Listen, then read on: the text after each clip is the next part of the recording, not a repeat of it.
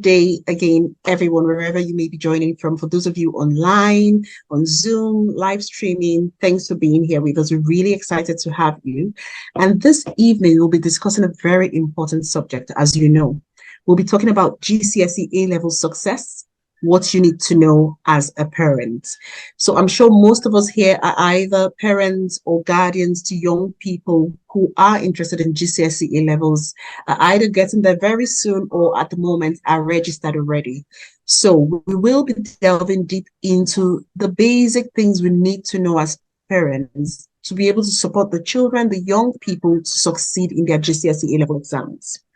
And we're delighted to have with us distinguished panelists, all experts with really many years of experience dealing with GCSE A-level exam success. So they're here to tell us what to do, what to know, how best to support the young people and children that we look after. Thanks very much to our panelists for being here. We will also be having some demonstration in the end. And actually, we also have some access to an online resource for parents to be able to share with their children and young people to practice towards their GCSE A-level exams. But all of that will come through towards the end of today's webinar. So thank you very much for being here. Without further ado, we'll go into the business of the day, because I'm here. I know you're itching to hear from the experts. You've heard enough from me. So we have today 3 of our panelists in person on Zoom. But we've also had a conversation with another guest who's also an expert working on GCSE A-level tutoring, Helen Westwood.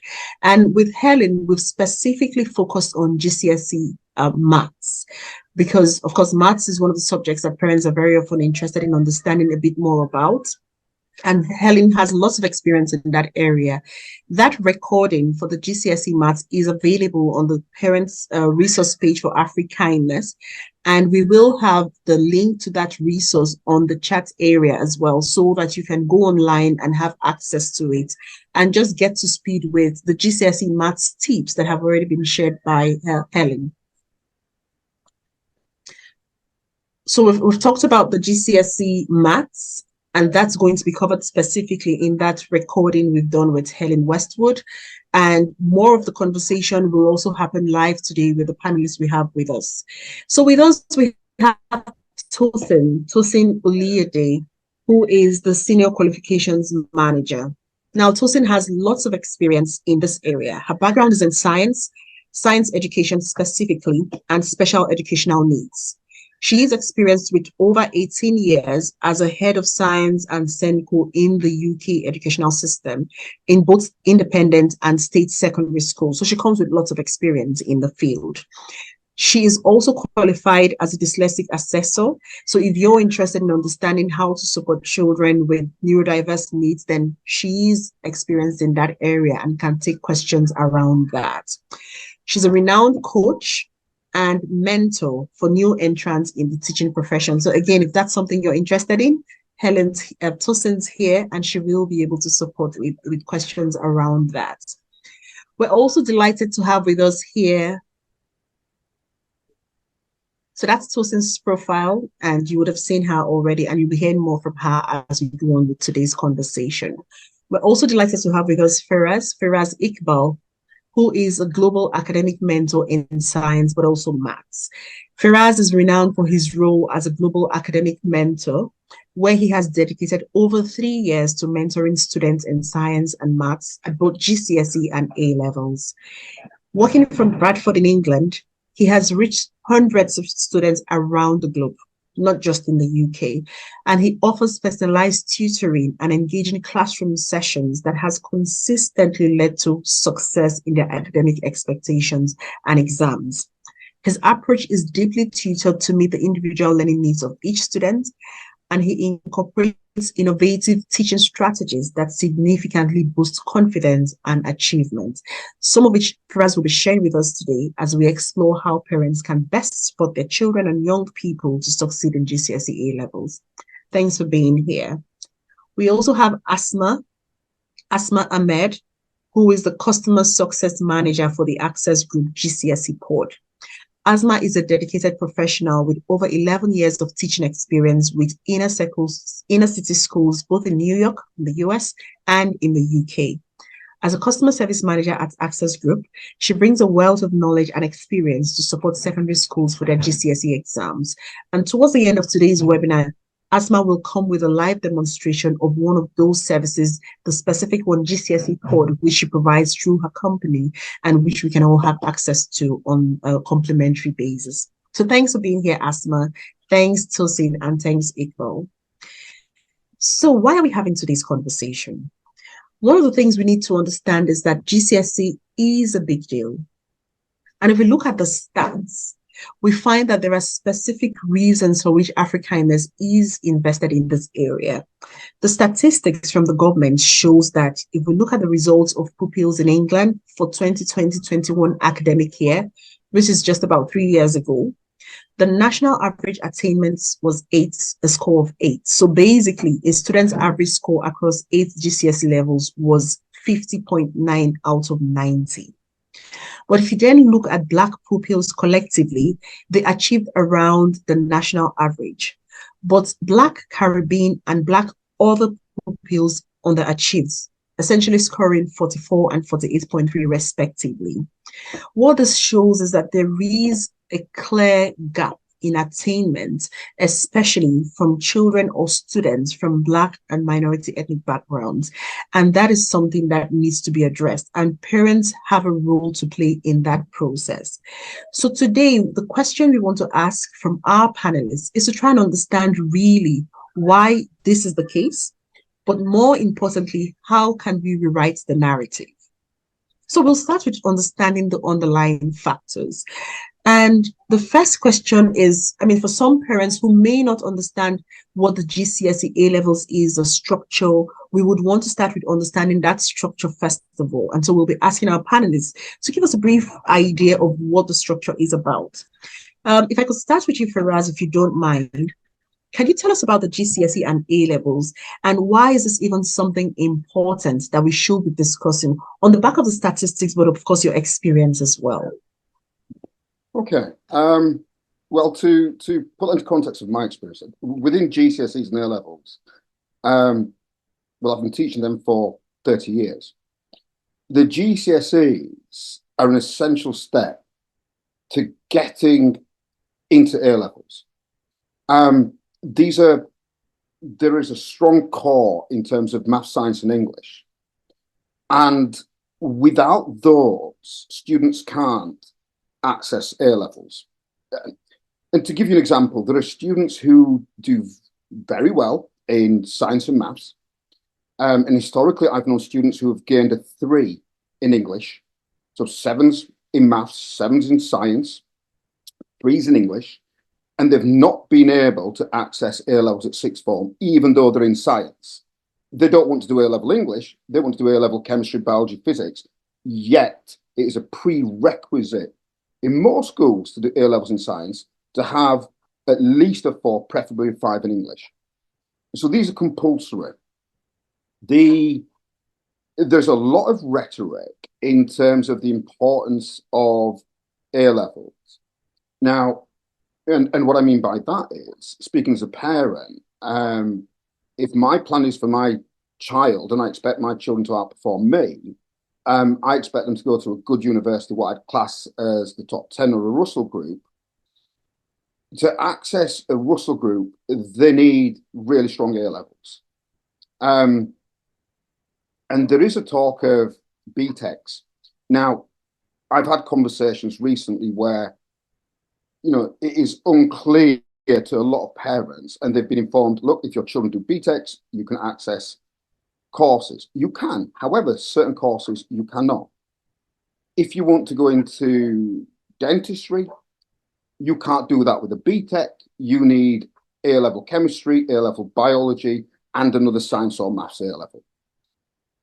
So the basis for parents to look at the importance of GCSEs and A-levels is, what is their plan for their child?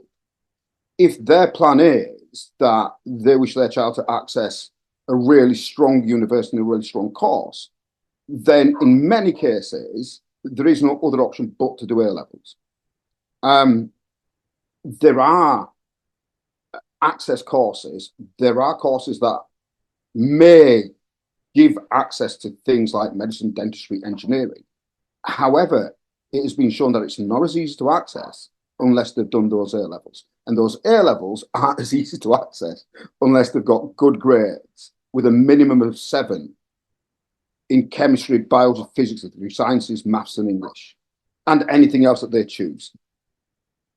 Does that answer that question? Yes, it does. So it's really foundational if children want to go into the top universities and they want to do specific courses for parents to get a good understanding of how it works and support the children through that process as well. Yeah. I see Tosin's unmuted. Yep. Yeah, I was just going to add that there is an issue within education where there's a lack of teachers, and for parents it's unclear that there's information out there that states, well, if your child was this, this, and this, they can access a good university. It tends not to be the case. We are still in a state where if you want to go to Oxford, Cambridge, Manchester University, you need A levels and good ones. Thank you so much for that. I see Tosin's nodding. Yes, I think Firas has actually touched on all the key points. I just want to say a few more around the factors, that could be responsible for the underachievement of ethnic minority and link it to GCSE. One of the factor is undiagnosed special educational needs. I'm going to bring that in. This also is attributed to the reluctance sometimes of parents to want a diagnosis when clearly their children are struggling with specific aspects of their learning. And that often means that the children cannot access parts of the GCSE curriculum because they don't have that support in place. And so they are at a disadvantage. And that leads me to the second part, which is something around access arrangements. A lot of parents don't know that there are certain things that can be done to allow their children to have access to the exam they're doing without any barriers. So things like having extra time for a child whose processing speed is low, and those things are not written on the certificate. So the reluctance to have that diagnosis means that they don't know about all the resources that are available to support their children when it comes to GCSE exams. And as Firas said, GCSE is the foundation for future careers, future aspirations. And even when you start working, you still have to put your GCSE results down. But it doesn't have to be as difficult as parents think. Because if your child struggles with, let's say, handwriting, there's that provision for them to word process their work or to have a scribe. But if that gap hasn't been identified, then that provision cannot be put in place.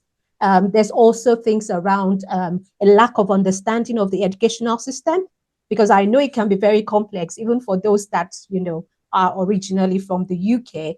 It's ever changing. And there are so many acronyms being thrown here and there.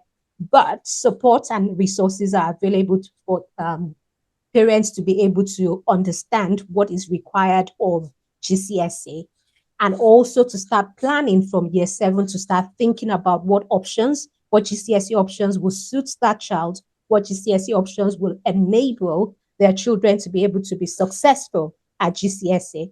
Because oftentimes we don't decide on options until they get to year 9. And it's often a last minute thing when school says the deadline is this date and you're scrambling and thinking, which option should I pick?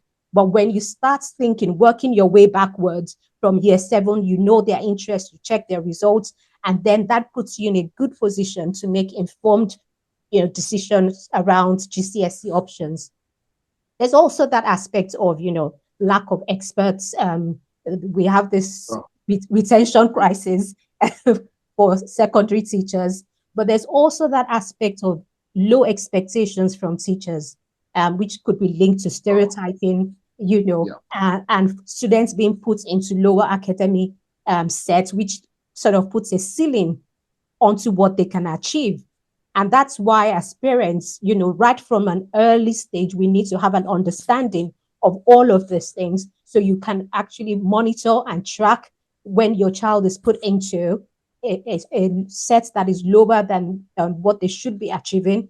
And then you can speak up and, start engaging with the school so they're in the right place to have that achievement. And if they're struggling around their ability, you can start putting things in place right from an early stage before year 11 hits. Can I add something to what Tosin said, which was absolutely bang on? But I'm going to speak about, and if you don't mind, I want to mention that in terms of an examiner and a moderator. Pre-COVID, I marked for AQA's A-level biology paper. And one thing parents are told is that handwriting, especially in science, doesn't matter.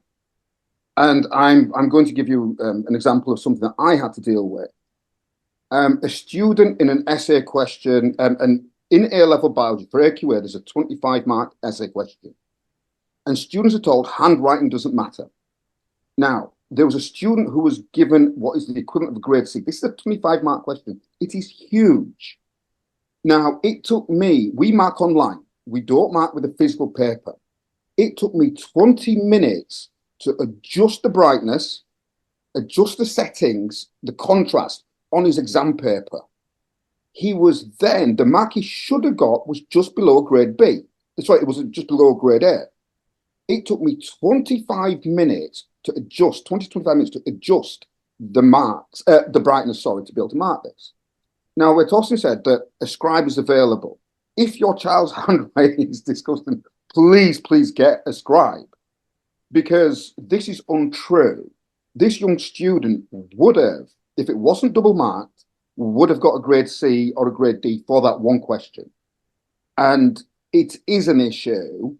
And again, it is about staffing. There's a shortage of examiners. This is across every exam board. And I think that point is very understated. And you look at papers and a student will turn around and say, well, why have I got a grade C? And the truth is they've been downmarked because the examiner couldn't read the handwriting. And I should not be saying that, but that does happen. And that, just keep it to yourself.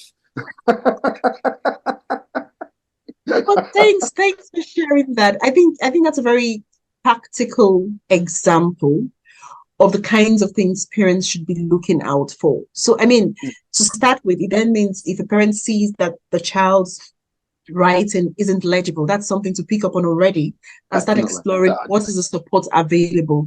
At Africaness, for instance, we've been running a series of events on neurodiversity, and we have another one coming up on the 11th of May, for instance. And all of that is just to sensitize parents and get us used to this idea of just getting help, getting the support available, getting diagnosis and all of that. So that's something that we're really open about, more about that towards the end as well. Thank you. I'd like to pick up on something. Tosin kept mentioning the class and having a conversation with the teachers to understand where the child has been put in, what band and all of that. So when is the right time to start that conversation? Right. Before year 9. Yes. Definitely before year 9. Yes. So right from year 7. So year 7, they come in, they're still settling in. Different schools have different ways of putting children into classes. Some would do it based on options. Some would do it based on academic ability. But from year 8, when they have settled down, you begin to see their grades. And please do take this seriously. It's not just something that schools send anyhow. So start looking at their grades, and also when they're doing homework, kind of have conversations with them. So you don't necessarily need to be an expert in the subject, but you sort of get a feel of how they learn, what they're learning, whether they're able to articulate their answers really well. And that gives you an idea of where your child's ability lies. And so when you begin to look at those grades, another important thing before I forget is the fact that you need to go onto the school's website and read how they grade students, because different schools, particularly at Key Stage 3, they grade students differently. Some will use key stage 3, GCSE grades. Some will use terms like emerging, mastery, developing, and terms like that. But make sure you understand what that means. One cool trick that I use with my children is I pick their results from the last time, compare it with now, and see if they've made progress. If they haven't made progress, we start interrogating, asking questions. What's going on here? And when I have the opportunity to speak to the teachers, you start asking those kind of questions like, or also which area are they struggling with? Or where have they made, a lot of progress? Is there something that I need to be doing?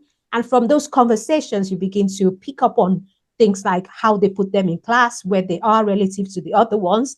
And you can then start talking about, okay, what's the aspirational goal or grade that they should be getting?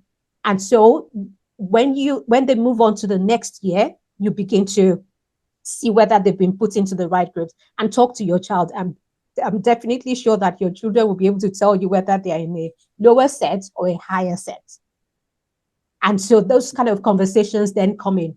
The challenge with being in a lower set than their ability is the fact that they probably will not be stretched to achieve as much as they should. And when it comes to GCSE, there's that possibility that they might be in the wrong tier for subjects that have tiers. So subjects like maths, science, MFL. If they're put in the wrong tier, then it means there's a limit to where they can go. So if a child is put into foundation tier, for example, in science, the maximum grade they can get is a grade 5, even if they get 100% on the paper.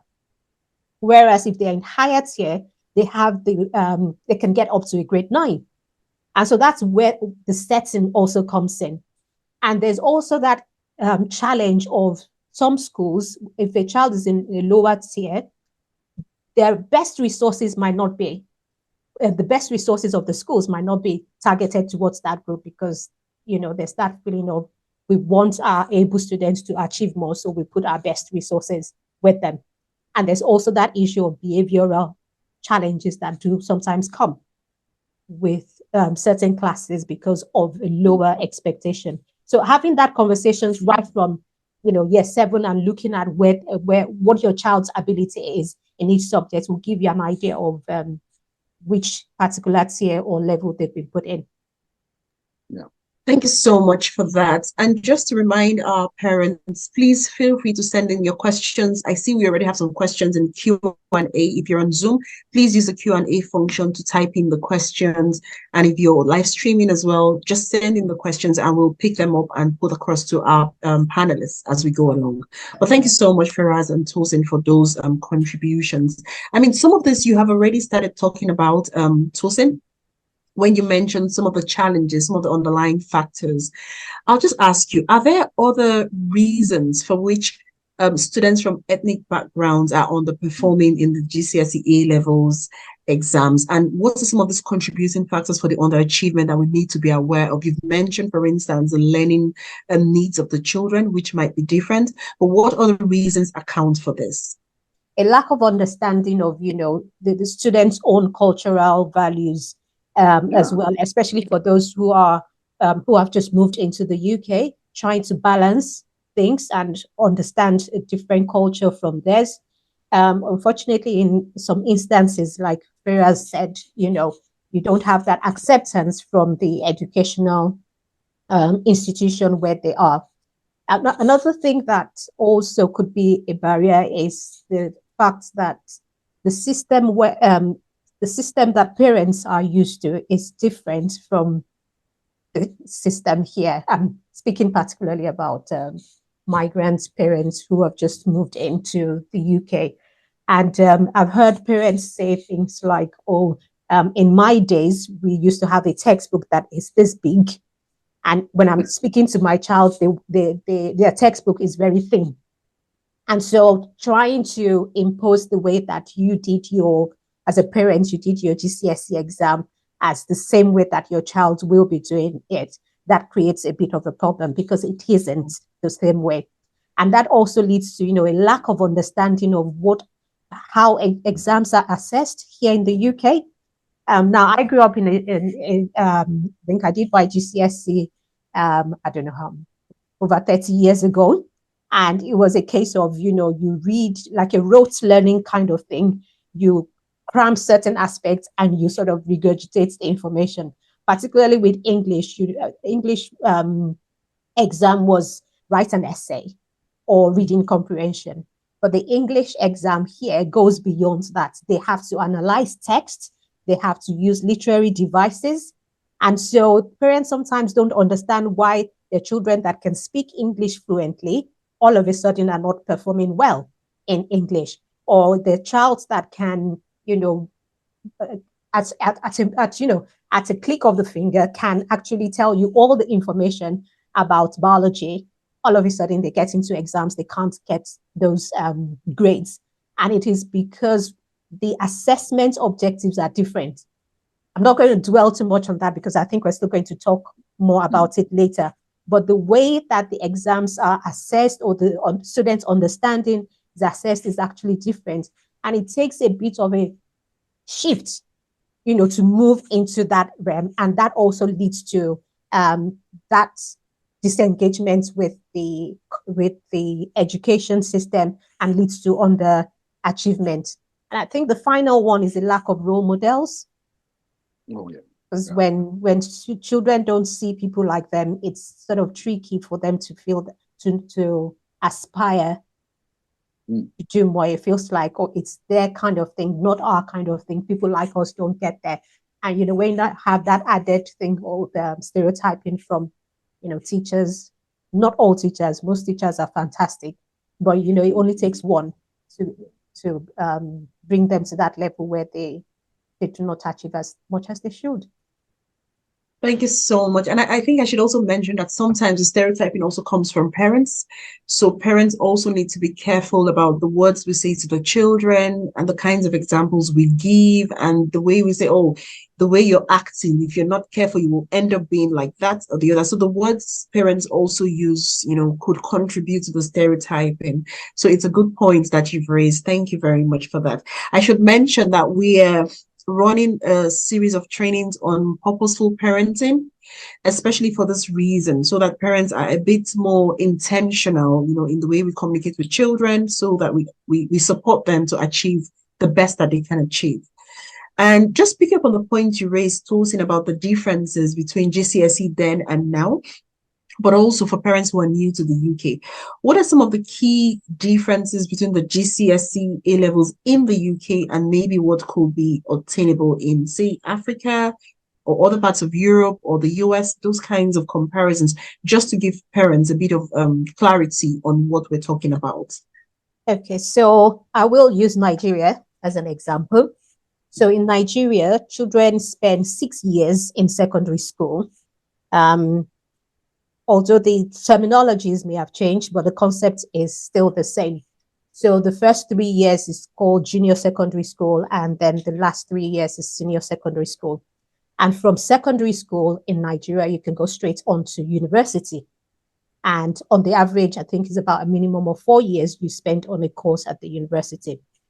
Whereas in the UK, it is 5 years in secondary school. So key stage 3 is from year 7 to year 9, and key stage 4, that's the GCSE years, is year 10 to 11. Now, you still have to then remain in education for another 2 years, whatever form that education is. It could be A-level, or you could be doing a BTech. So you do 2 years and then go on to the university. University is usually 3 years here. So it sort of balances out, because your whole education from year 7 to end of university in the UK is 10 years. And in Nigeria, as an example of an African country, is also 10 years. The difference is how many years you spend in each one. So there isn't an A level in the Nigerian system, whereas you have it here. Now, some places in Nigeria will do A level for children that want to move to the UK and blend straight into the system. So that's one difference. Another difference is in the choice of subjects. So, for example, here in the UK, science is a compulsory subject at GCSE. So you could either be doing combined science, which is both 2 GCSE, or you're doing biology, chemistry, and physics. You have to do the three of them together if you're doing separate sciences, which is worth 3 sciences. Whereas in African countries, you have the choice of which of the sciences you want to pick. So in my days, biology was compulsory for everybody.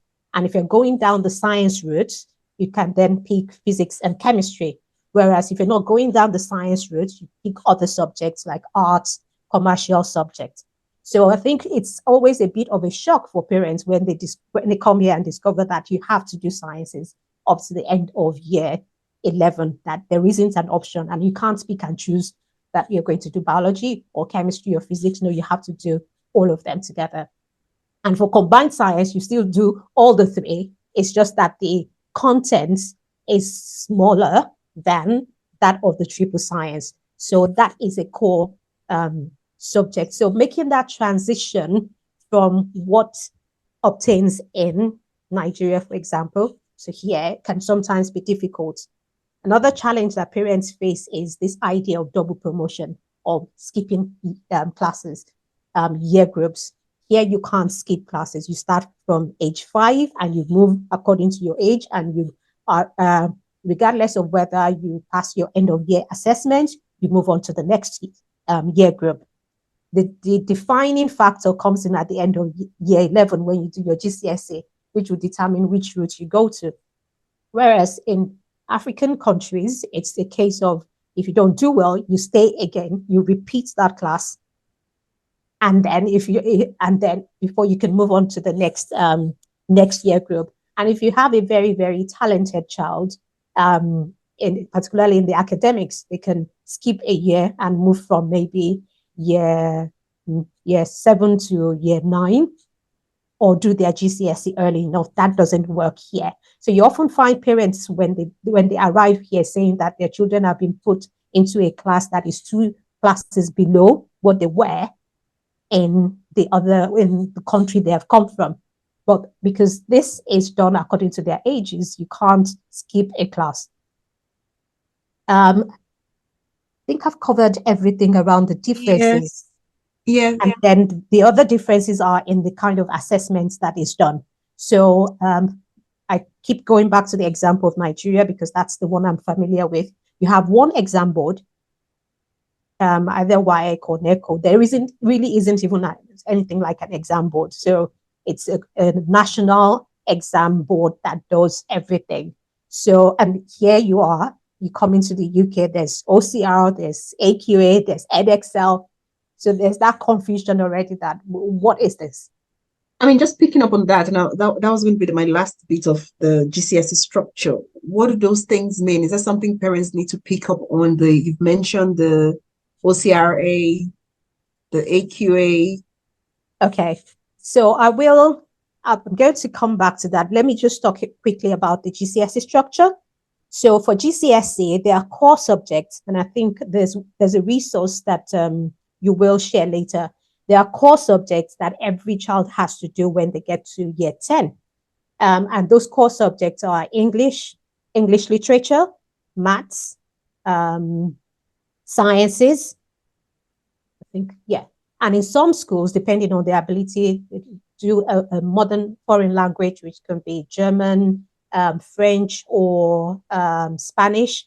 Some other schools have other languages around that. Then you have the options subjects. So these are the subjects that your child can pick whichever one they are good at. To give them like a broad range of skills, we usually advise that they pick one from maybe the humanities, another one from performing arts, to give them that a bigger option or a better option when it comes to A-level, particularly if and university, particularly if they're undecided about what they want to do, because, to be frank, at age 13 is sometimes too young for you to decide what you want to become in the future. So there's that aspect of deciding on which options they're going to take alongside their core subjects. Then you have the tiers for some of the subjects. So, and I think I've explained what those tiers mean in terms of the grading system. And by the way, a grade 9 is the best grade. And that's to explain to some parents that when they were in school, a grade 1 was the best grade. So a grade 9 is the best grade. Then the exams that the children have to do. Now, the government sets the curriculum and the content that has to be covered. But the assessment of those content of the curriculum is left to exam boards.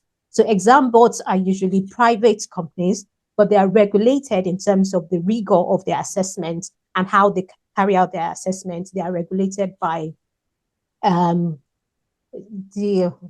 acronym has escaped me now, but they are regulated in making sure that the assessments are fit for purpose and there's consistency from one exam board to another. Now, what are the differences between these exam boards? The content of each subject is the same across all the exam boards, whether it's OCR, AQA, or Edexcel. What is different is the mode of assessment, how they assess the content. So, for example, in science, as an example, OCR will probably have the first 15 questions as multiple choice. And the rest can be, 2-mark questions, if 1 or 2 extended writing questions. AQA might decide, we are not going to have multiple choice questions, or we'll probably just have maybe 2 or 3 multiple choice questions scattered around the papers, and would have like 4 6-mark questions as an example, or 3 of this kind of question. Similar thing with what's the other example now? OCR, AQA, and Edexcel. So they would exam boards usually come up with different styles of assessing their learners and try to find something that will make them look better than the other exam boards, but the content is the same. And that's why it's also important for parents to know which exam boards their child's school is using. So the decision as to which exam board to go with is usually made by the schools. So parents do not have a say, really, in terms of which exam board to go with. But those are usually stated on the school's website in terms of the curriculum, which exam board they go with. And it's very important that parents go on to access the information on the exam board's website, because that is where you would find the information around how they assess what your child needs to know, because it's not actually fair on your child. And I'm sure schools would have done their work in preparing your child for the exam, but your child needs to know what the exam boards are expecting of him or her, how they will assess the knowledge, and the different assessment objectives. Those are the things that the exam board will state. They would also have things around terminology, the terminologies they use, what do they mean, and you have sample assessment materials and all of those kind of things on the exam board's website to show how they assess the child's learning for that particular paper or subject. Thank you so much, Tosin. I mean, I've learned a lot from that. Thanks for sharing. And if I can ask you, Firaz, a similar question for the A-levels, how does that work? I think in terms of structure, the choice of exam board is rarely ever an option for the parents. I think the key within A-levels is, if you're going to look at which route your children want to take, then it's very important which A-levels you choose. In terms of knowing or judging where your child is at, something that Tosin touched on prior on GCSEs is how we assess them and those assessment objectives. And they're split into 3, 1, 2, and 3, AL1, AL2, and AL3. And in terms of knowing where your child is at, the easiest one is AL1. What can you remember? Literally, what can you remember? And there's as we move into AL2, it's, well, why? Why does that happen? And this is generally across the board. And the real difficulty is AO3. Now that's problem solving. And within the UK, there is across all A levels, but especially science and maths, there's a shortage, a huge shortage of staff who can teach this. To give you an example, if you're choosing A level physics, I think it's an amazing A level. I think everybody should do it. I think it should be compulsory. That's my view of A level physics.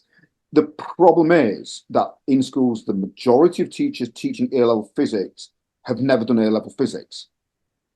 They do not have a passion for it. They have been dragged into it. And the parents, it's really a hard decision to make. How do you know whether these A levels are any good in the school that you're going to? So your first port of call is, which school am I going to send them to? Which college? Some schools still have a sixth form. And it's really important to look at what are the experiences and skill sets of the teachers teaching this. Now, if you're someone like East London or where I'm from, Bradford, there are no physics teachers. There isn't a single physics teacher here who has a degree in physics. Not one. And that becomes a problem. So how do you support them? And that comes into AO3. So looking at some of the comments, we have to do each assessment objective in order. A student cannot, in A-level chemistry, solve problems unless they know they're IELTS. Can't be done, doesn't happen. And this, unfortunately, is very, very tough for parents to work out. And that's where you need to have a very good conversation with the person who's teaching that subject, even before the student enters that A level. There are too many A level students who should not be doing A levels.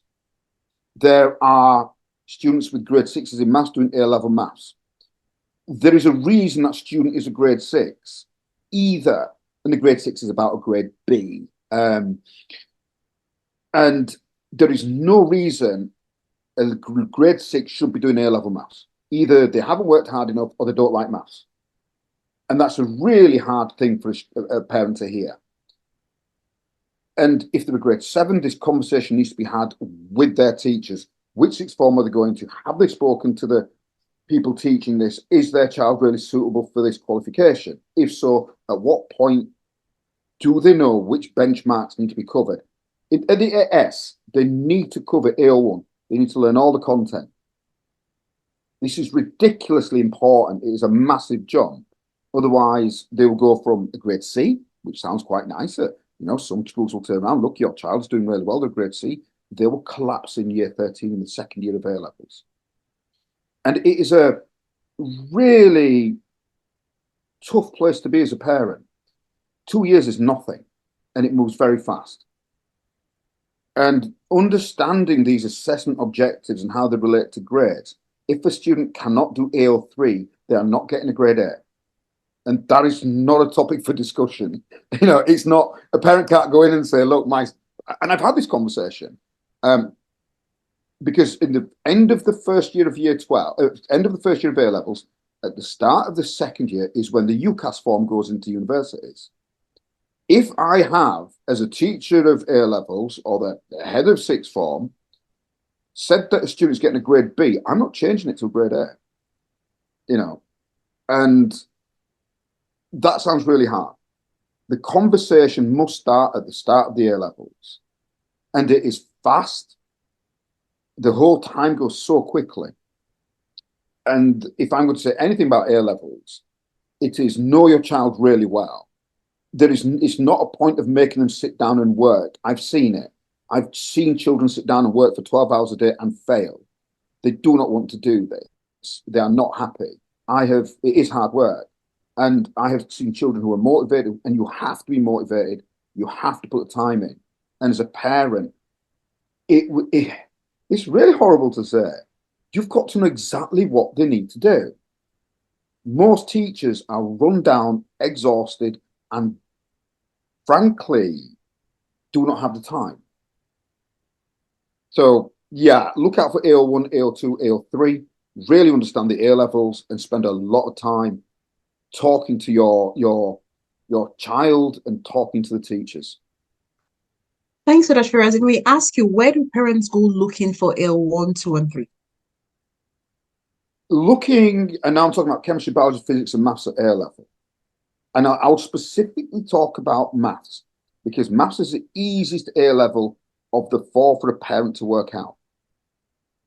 Maths is one of those subjects which hasn't changed for 10,000 years. Practice, practice, practice, practice. You can look in a textbook, there's the answer page, that question is wrong, do it again. And if it's really easy, if you look at Edexcel, and I think Edexcel are one of the best exam boards for A-level maths. If you ask the teacher, I would like to know what my child is learning this term, which topics, it will be in this little booklet, the textbook. As Tosin said, it's really thin. It's in there.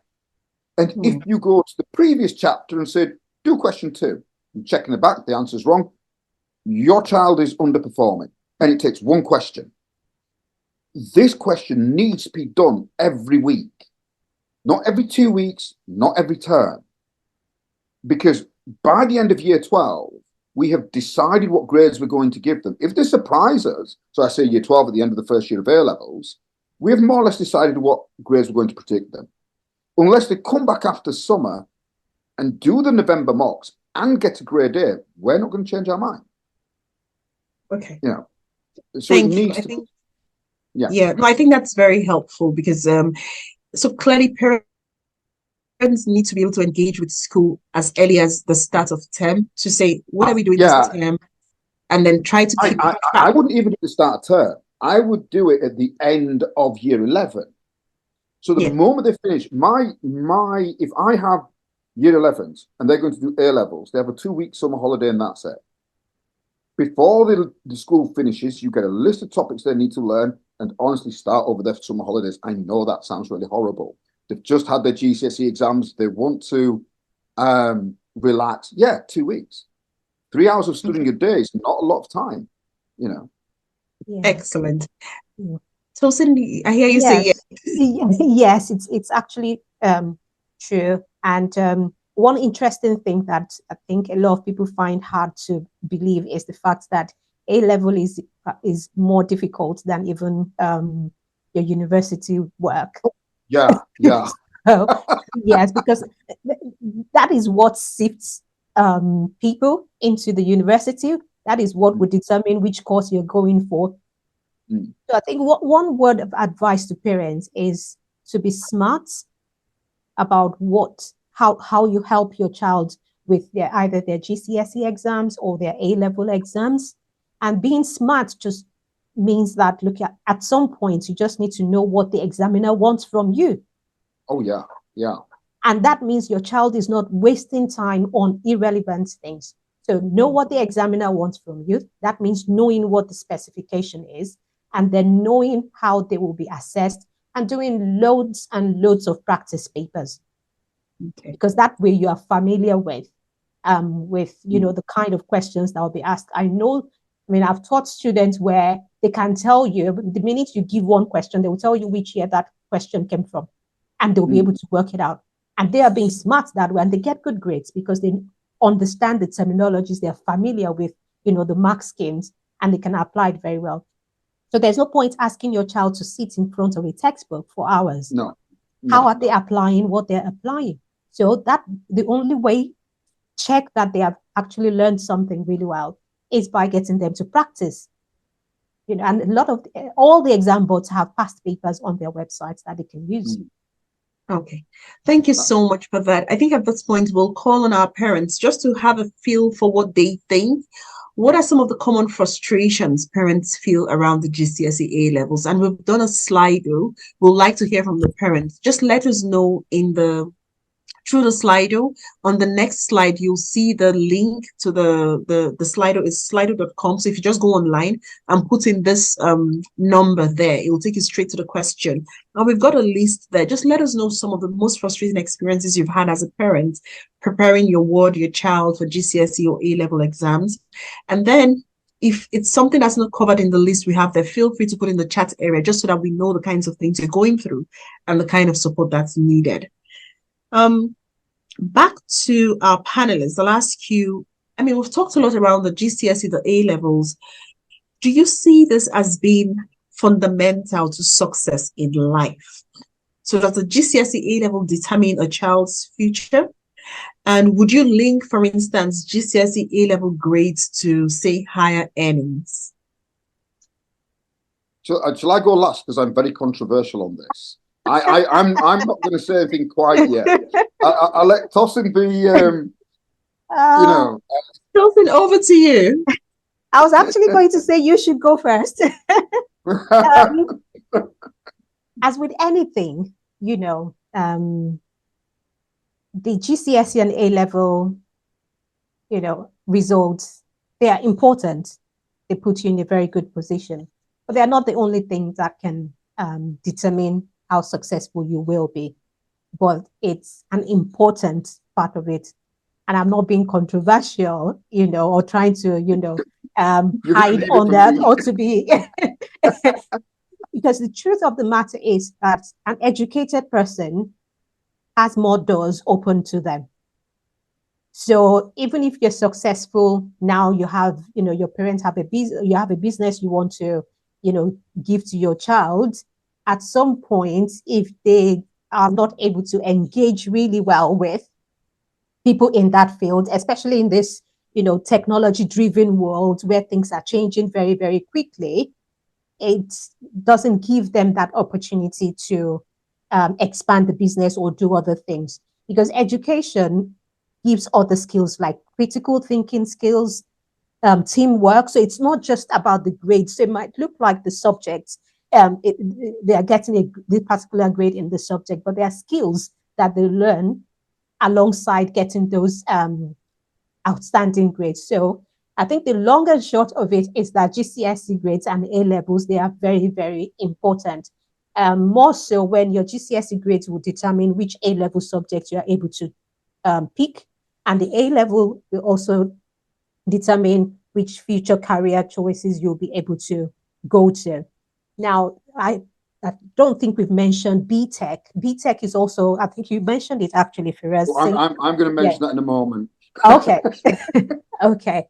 So I'm not going to say anything about that as well, but they are important, particularly GCSEs. That's kind of the foundation.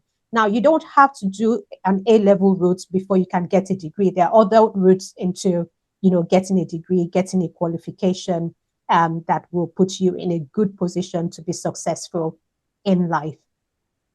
I think, Tosin, if I can just pick up on that one, because we've got a question here. Thanks, Anne, for the question. Is college the only route into university? So, alongside college, there's apprenticeship. And it's even good now that a lot of companies are running degree apprenticeship. So those are also, other routes by which you can, a child can get into university. So I think I know of Exeter University doing partnerships with the likes of Deloitte and all these big firms where, you are working and you're also doing some sort of degree course alongside. There are various other things. I think Firas may be able to help me out here. Yeah, the only ones I can think of are their apprenticeship. There's Lloyd's is a very good program with Manchester University. So there are a number of routes. Well, I'm very. So I've got a very different view of this. To me, I've seen education really change and bring in different routes. And to me, it's really this simple. And I'm not talking about students who have special education needs. I'm talking about the average student. Now, I sit here with grade A's when I was doing my A levels, straight A's at everything, passed everything. And I owe that to my mother being a strict parent and making me study. And that was it. I am not ridiculously intelligent. I am average, but my grades are outstanding because my mother pushed me. And at the age of 14, I had to do 2 hours of maths and English every night. English is my second language, although you may not guess it from my accent, but my mother made me do this. And on the same street that I grew up on, there were children who did nothing, who played football all day and wanted to play for Manchester United. Now, they barely passed their GCSEs, they did BTECs. And there's a conversation which is people who do BTEC should be as valued as those doing A levels. I don't think so. Any child, any student who works and sacrifices so much to get good GCSEs and good A levels, as somebody who will grow up and work, is far more set in the right place for success in life than somebody who couldn't be bothered. And that is me saying in a very controversial way. I think BTECs, T levels, these are ways to make students feel it's okay to underachieve and get something at the end of the 18 years of compulsory education. Oh my God, I've said it, and I think really. Yeah, sorry, I do think that I completely agree with what you're saying, Firaz, as well. I completely see your point, but it's the average student varies so much. Not everyone's going to have a passion for the STEM subject. I can show you. I think it's about finding the passion. I think finding your child's passion and then allowing them to flourish wherever that is, whether that's in the arts, wherever that is, whether that's in the sciences. Not everyone's going to have the. That's the absolute rhetoric. And Asma and Tosin, I think this is a very complex issue, right? Especially if we think about the fact that the children, we already started with statistics, and we already showed how children from Black minority ethnic backgrounds have sometimes the odds are stacked against them. So there are lots of complex issues, and I think it'll be very difficult for us to unpack all of those in this conversation today. But of course, for every child who's made an effort and who's done the exams, I think every child should be valued, and every child should have a chance, for whatever it's worth, whatever efforts they've put in there. But if we think about the context of the A levels and the structure of the exams, then how do we manage that process in terms of, is this the only route into university? So you were going to talk about the BTEC, for instance, Firaz. Yeah. So for me, the BTEC is just a way for universities to get bums on seats and get the money to increase their turnover. I shouldn't have said that, should I? Okay, the BTEC gets them to the university then. So, as someone who's worked in sixth form colleges, there are a new crop of sixth form colleges coming up. Actually, some of them starting from year 9, actually. That are geared towards particular skills. And some of this is being driven by the need to get more people, even of ethnic minority, into STEM careers, into performing arts. So I know of, for example, Aston University Engineering College. It starts from year 9 and ends at year 13. Now, what makes that, and it's in partnership with Aston University, what makes it unique is that they do a BTEC in year 10.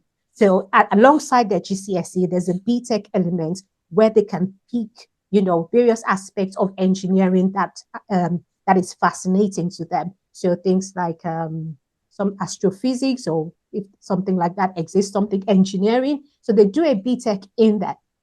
And this carries on to year 13, and they can use that to get into university because the content is the same. And let's not be deceived. The rigor of those assessments is also there because it has to be. That's the standard that has been set. The difference between the BTEC and either the GCSE or A level is the academic aspect of it. So whereas with BTEC, you do a series of assignments, you do various projects, and you submit it. And for some of those BTEC, you have to do an assessment based on what you have done. This way, it opens the door for some learners who are unable to just, recount information or just that struggle under the exam aspect I know, Firas. It gives Yeah, them opportunity. I think your this media hoo-ha about STEM, and I think STEM is very important. And I'll put into context. England has the least manufacturing in the developed world. It has no role to play right now in AI. I will tell you this from my experience. I am very lucky to be part of the X Prize alumni. I'm very lucky to be part of that. Now, in the UK, this is the UK, right? In the X Prize alumni for robotics, there are only 3 teams that managed to get in there. One is from Edinburgh, one is from Sheffield University, and believe it or not, one was from my school. And these are teenagers.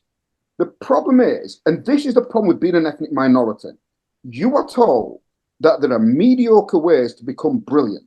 And I'm sorry, it's not. You will hear things like, I've just seen something flash up on kinesthetic learners. Becoming good at science doesn't mean you stick your face in the book 24 hours a day. I have a lovely student, I mentioned in the conversation, who had a choice between Manchester University and Cambridge for chemistry. He launches rockets every month, and it is scary, but this is a rhetoric within the media. And I don't mean to be rude, you're falling for it. It takes nothing to get a grade 7 in maths, nothing except effort. I think we need, it's not just in STEM. I've seen this done for performing arts, either dance, either drama, and they actually bring in professionals from the industry to come and work with those children going along that road. I think what I would say is this: if your child, you don't want to have a lower expectation for your child than what they are able to achieve. I'm not saying that if your child is academically able, then you should just go for the easy route and give them a BTEC to do. No, that's not what I'm saying. I'm saying that there are some children that know that, look, this is the way I'm going to go for a sort of like a vocational field, and this is the best way to get into it. And there's children that are academically able and can easily go into it. And I worked at a school, a performing arts school, and I can tell you they are oversubscribed, despite the fact that they have to do assessments to get in. All right. Let's talk about whatever works for your child, knowing that child is playing to their strength. Thanks a lot, Tosin, and thanks, Firas, for that. I think it's really interesting because I've also had parents who have sort of are leaning more towards certain routes because of the cost of going to university. So I think there are all sorts of considerations which parents have. And I think one of the things I've taken out of this conversation is know your child, know what works for that child, and be able to talk about the cost with all the parents who are on. If you are not from the UK, so if you come from Nigeria, you can access the Sutton Trust. I had a student who was given £400,000 to go to university as a grant. Now, of all things, yes, it's okay for me and Tosin to have a disagreement. I mean, that's the beauty of being within education, having different views. I'm happy with that. But the one thing I would say is there is funding available to students where if you are worried, and rightly so, about the debt they'll put themselves in, they can actually get grants where they do not get into debt. And I really think it's worth looking into. Anyway, that's just one thing I would say. Can you share that with us, Firas? Maybe you could send that information to us. I'm sure parents I will send you links for the Sutton Trust. I think for parents, they do summer schools at places like Cambridge, and they're completely paid for. So, yeah, right. I'll send you the links. Thank you so much. We're looking forward to that. So parents, look out for that information. We'll be adding it to the parents resource page as well. Thanks, Firas. Tosin, so we've got the slider open. We've got some parents who have sort of put in some of the things that they're frustrated about. Thanks for sharing, parents. And if the panelists want to speak to this, please feel free to do so as well. But in the meantime, I think we can go on to the next bit of the conversation. Now, We've heard a lot about the subjects that can be written, the GCSE, some subjects compulsory and some you can pick, in terms of optional choices.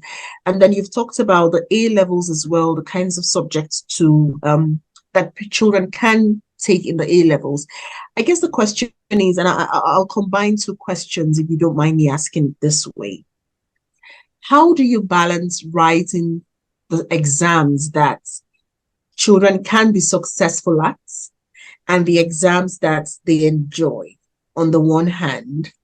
And then the second thing is, how can parents support children to more or less choose the right subjects, if I can use that term, in their GCSE A levels without additional pressure on the children?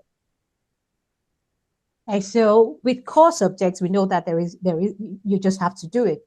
But with the options, I would consider picking from each of the areas, for example, humanities, and picking from performing arts, something that, if it gives them more opportunities. So, for example, you could maybe pick an option from either history or geography, and then pick an option from any of the languages as well, and then one option from the arts. So that way, whether they go down the route of a science or an arts subject, they have the necessary foundational knowledge to pick whichever pathway they want to go. One of the things that I mean, right from, like I said, year 7, you need to start, knowing your child's strength as well. If you know that they're interested in a particular field, then encourage them towards that in that particular area, because it's better for them to, do a GCSE in that area of interest and then get a good grade. Because what you don't want is for your child to be very good in the core subject and they're getting grade 9s, and they pick an option subject that brings their grade down, the overall grade down, where they get a grade 5. There's no point. It's not the time to start, saying things like, oh, I want you to be challenged, when already they have an interest in another subject. At the end of the day, what's also important is the grade. So you need to make sure that the options are wide and open for them, and also one that plays to their strength. And you start knowing that strength right from year 7. And for some people, you can even consider something they do outside, and the school runs a GCSE. So if your child plays football, you may want to consider maybe a GCSE PE, because 50% of it is based on some sort of coursework kind of thing. And they already have that in the bag by doing sports outside of school. So that's the GCSE PE grade. That is a grade 8 or grade 9. Unless they're going to study music. If it's music they want to go and do at A level, then you have to do a music, GCSE. Thank you very much for that. Anything to add, Firaz, Asma? I think yeah, absolutely. Just follow the passions. I think the idea is to have like a balanced education. So, like as you said, Tosin, that's amazing advice. Pick something and everything. Also, if child doesn't like handwriting, doesn't like writing big lengths, maybe reconsider doing something like history, which is going to have a lot of essays and things like that in there. So yeah, definitely know your child and try and get a balanced approach. Yeah, taking a balanced approach. Thank you so much, Firaz. I think for me, it's choose the right friends. Role models are unbelievably important in the direction that children go. It's not to do with us as parents. We have an impact. Within every school, there are brilliant young students, and sixth formers do not mix with year 11s. Year 11s have no vision as to where they want to be because there's nobody to look up to. Year 7 do not mingle with year 11, so the 11-year-olds do not spend time with the really successful year 11s. And to put them in environments, whether it's a chess club or whether it's football, where you have, and there are some, really strong academic students in year 11 who play sport, and to put them in an environment where they can see somebody like them achieving academic success, whether it's, science is really not relevant. It's the fact that they do really well.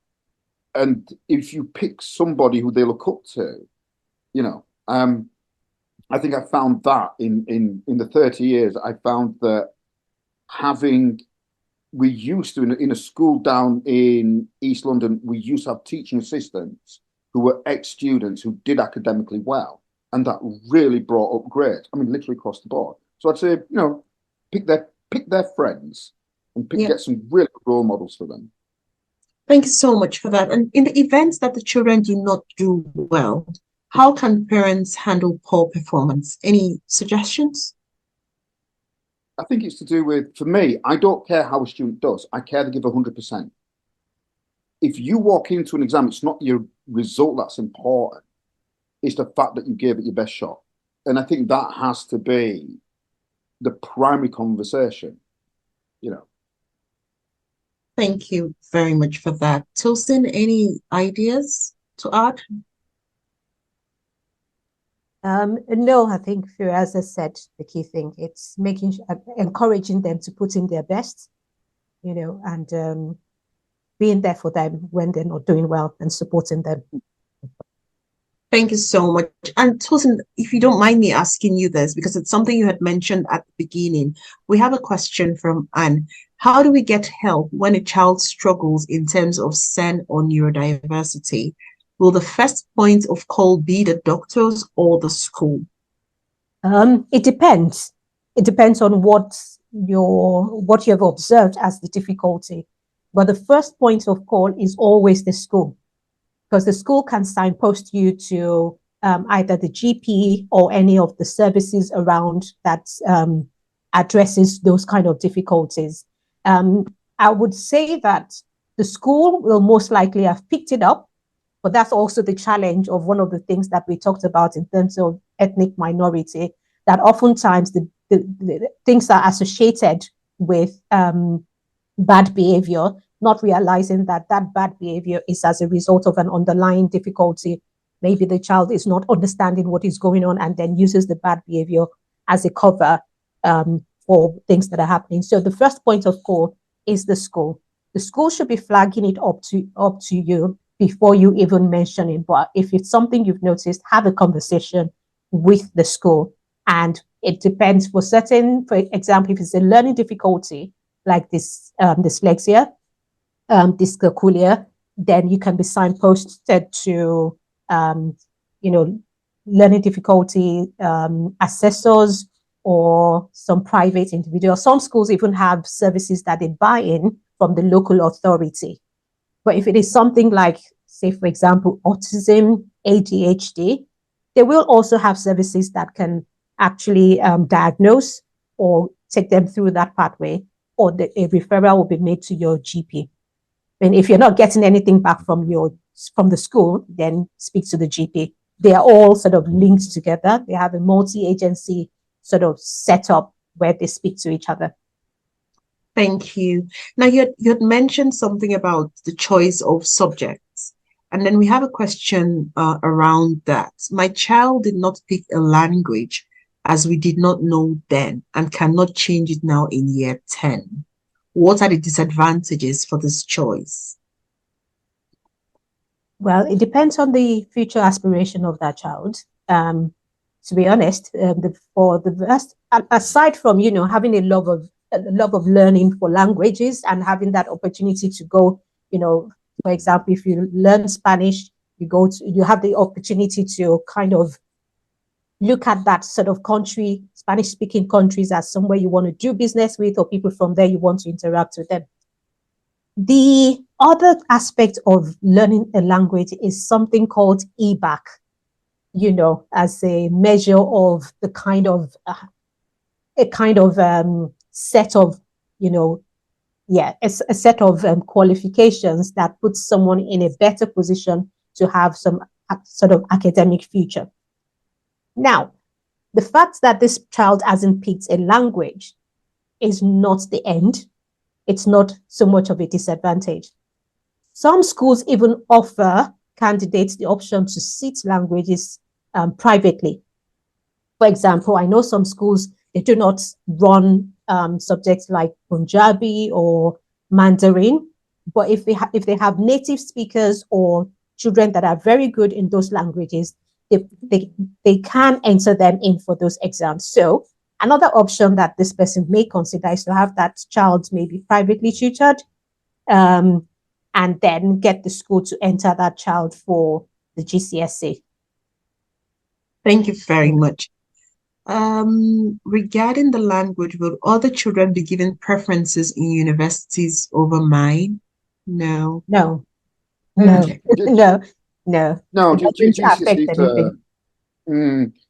to be honest, GCSEs are stepping stones. Mm. Unless you're, looking at something like Cambridge and they look at the overall academic achievement, the key to getting into university is not just the grades, it's being able to present your ideas and being able to articulate them.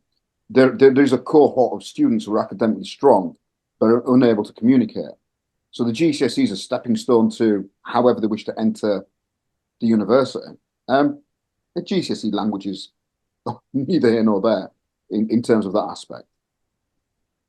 Thank you so much. Now we have a question from Fiona's iPhone.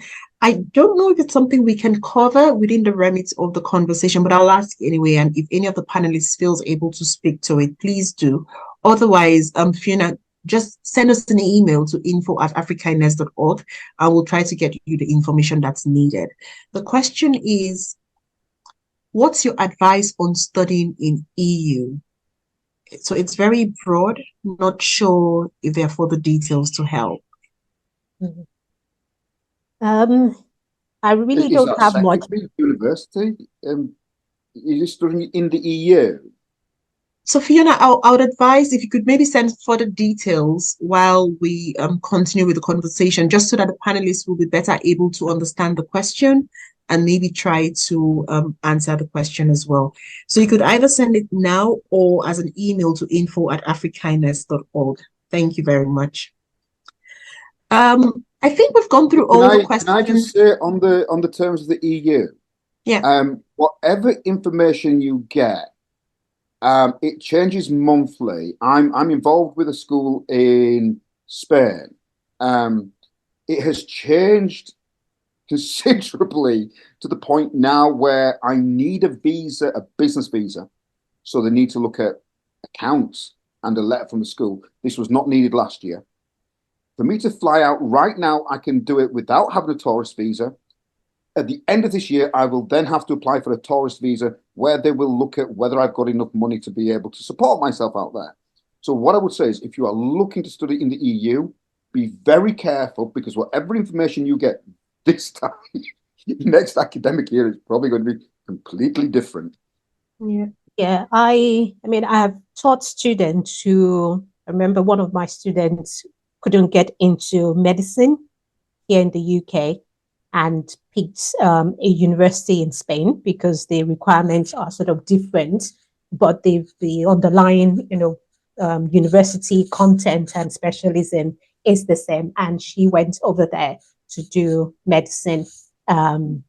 So that I know that that's something that a number of students consider for competitive qualifications here in the UK. If they can't get in, then they consider EU countries. But obviously, there are challenges to kind of consider in terms of the language. I have no question about the school fees, but it may be more, it may be less, but Okay.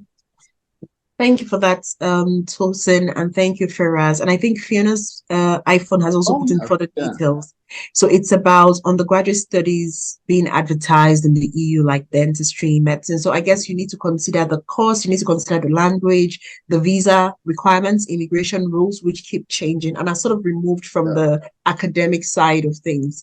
So the answer would be, just from all the things the panelists have mentioned, to consider not only the academics, but also the wider sociopolitical aspects of studying in the EU at this time with all the changes happening. So thanks for that. We've got a question. What does it mean when my child's report is showing at the end of year 11? The target grade is mostly 5s, 6. Can this change? Do I need to put in more efforts? I said that depends on why it's a 5. If it's a 5 because they're doing the foundation paper, then I'm assuming the child's currently in year 10 going into year 11 next year. That can be changed, but it's not easy because your child has missed at least a year of higher content. if it's a case of this is just a predicted on a higher, because then if they're predicted a 5, it probably means they're sitting the higher paper. So the actual predicted is really not relevant. It's what they actually get. And yes, they need to do more work. Thank you very much for that, Firaz. I think at this point, we've gone through the questions. We'll invite Asma to really, really briefly show us the GCSE pod, which is a resource that the company has kindly given access through Afrikindness to parents who have children who are able to, or who are in the point of preparing for the GCSE. And we at the moment have free access until July, but you would have to go through Afrikindness to get the logins, because usually GCSE pod works with schools directly. So Asma will walk us through this really quickly in the next few minutes for parents who are new to this. Some parents are already logged in, but just to let us know how this works, and then more information will be provided offline after this activity. Thank you, Paddy. So what's great about GCSE Pod is it does line up with all different exam boards. So we've got the OCR, we've got the EdXL, AQA, so you can make sure that your children are accessing the right content and able to. We've got lots of exam style questions as well. So I know you mentioned about papers being available and things like that. We have all of that, and it's all electronic, so it's quite easy to access. So your children will have a login page. Can you see my screen? Sorry. We can do. Perfect, right. So they just log in. So the Afrikindness will give them their username and the password.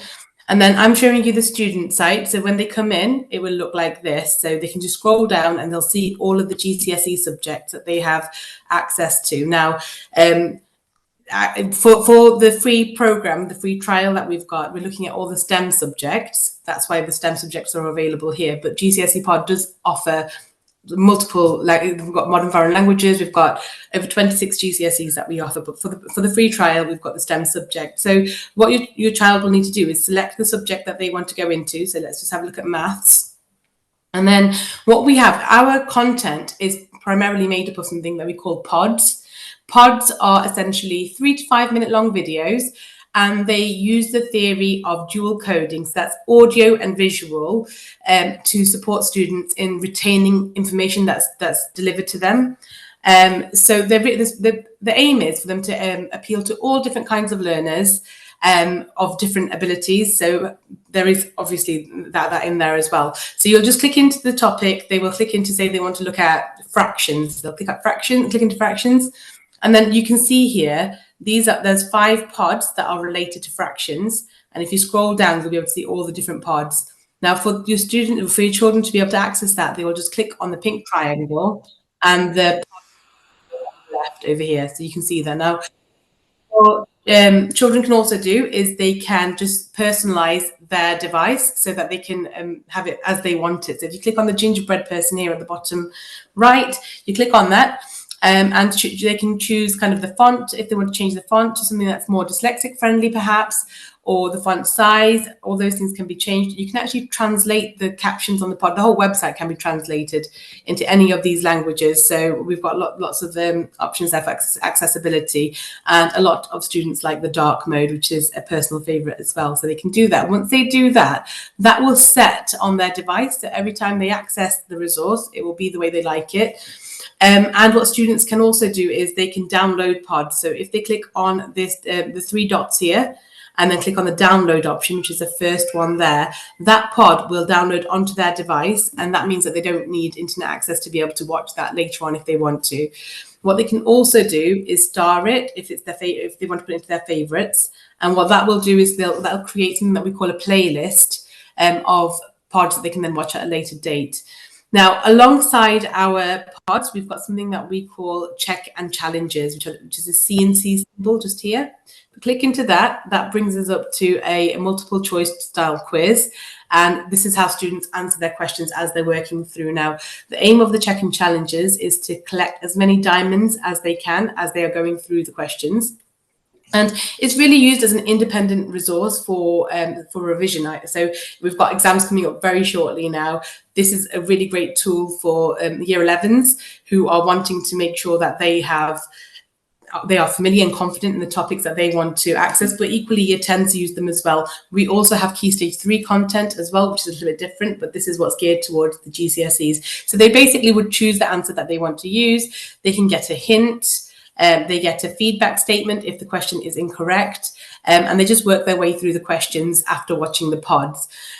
What happens is if the questions are wrong, they get the feedback statement, they get an attempt to do it again. After they complete the check and challenge the first time, the next time they go to the quiz, it will create a personalized mark book at the bottom of the page so they can see their progress as they're improving through the weeks of revision and things that they're doing. So that's available to them as well. There are so many resources on this website that, I mean, I know we're really running over anyway, so I won't go into too much detail. But if you do have any questions, please do get in touch with AfriKindness, and Africa. We can always do a parent webinar that is just linked to this. But yeah, I've just given you a quick gist of what the website's like, and you have free access till the end of July to this as well. Thank you so much for that, Asma. And I should mention that we already have some parents who have signed up, and the children have been really having a good experience with this. So thanks a lot for the offer. And we will be in touch with any parents who has further questions around this directly to yourself. So thank you. And I think it's a good point to mention the events we have coming up in Leeds in May. I'm mindful of the time, and thanks to all of you for being patient, staying with us until now. We're just at the end, to be honest. So we have an event coming up in May, and this will be, it will actually be the first physical event we're having in 2024. So we're looking forward to having as many parents as possible to join us. It'll be on the 11th of May. It's going to be a fun event, engaging. We'll be focusing on parents' well-being, but it's really all-rounded because we want to talk about issues around neurodiversity, and we'll have experts who will be providing one-to-one coaching sessions. We'll also be talking about support for parents and families with autistic children. We are doing this with funding from the Leeds Community Foundation and Sir George Martin Trust. So it is funded, and that shows the extent of interest in exploring the issues around neurodiversity, autism in Black minority ethnic communities, but also providing the necessary support. So there will be refreshments, there will be childcare, so feel free to come in with your children as well. They will be cared for, and there will also be resources provided to the parents who attend. So we want parents to register in advance so that we can make adequate arrangements to have everyone who's available join us on the day. It promises to be an exciting event, and we hope to see you there. Now, there have been lots of resources shared today before the event, but also at this event. And of course, we've also had the panelists promise to give us even more resources linked to some of the conversations we've had. All of these are available on the parents resource page. And you have this QR code that if you just scan the QR code, it takes you straight to the resources, and you can find everything we've talked about. And to be fair, we've had those GCSE A-levels conversations starting last year, where we had conversations with Ofcom, which is the government body that regulates the exams. So we would invite you to look at today's conversations, the previous recordings, but also last year's, sort of get a complete picture of what's going on in terms of how is it regulated and what are the support services available to parents, and how can we be having conversations with schools to support our children the best way possible. Now, for the month of June, we have a webinar coming up, which will be on reading. We've had a lot of conversations today around writing, but I think another fundamental aspect is reading, and we're going to be having experts again discussing with us how to inspire children to read, how to support children to read, and the focus is really on my child can't read or won't read, what can I do? So we invite you to save the date. We don't have a date yet, but we will be communicating the date on the website and through our usual social media channels. But be with us next time as we discuss this issue of reading in children, motivating children to read, and supporting children through the reading process. And with that, I think we've come to the end. I'll just invite you, what's left to say, do send us your feedback on today's session and all the services. If you've engaged with us previously, we would love to hear from you, how we're working and how you would want us to work better, and how we can also work with you and support you with any needs you might have as a parent. And if you're not following us already, please do follow us on our social media pages. We're on LinkedIn, Facebook, Instagram, Twitter. Please follow us. We also have a YouTube channel where we've got all the recordings and videos from previous events and, of course, today's events as well. So do follow us on our social media pages. And we hope to keep in touch with you online, but also in person when the opportunity arises. With that, really, I just want to say thank you to every one of you who's been here. For those of us on Zoom, the live stream, thanks for being here. Special thanks to our panelists. I've learned a lot. And to be honest, I'll be going back to this recording over and over again because I think there's so much that has been said that is really enriching. And this isn't just for me as a parent whose child will be rising to GCSE A levels, but as one who's really interested in supporting the young people around me, because there's a lot that's been said today that will be very meaningful and useful for them. So thank you, Firas. Thank you, Tosin. Thank you, Asma. And let us keep in touch. I'm very sure we'll be coming back to you with more questions. So thank you for today and good luck with everything you do. Thanks to all our parents. Good luck to all our young people. Keep winning. Thank you.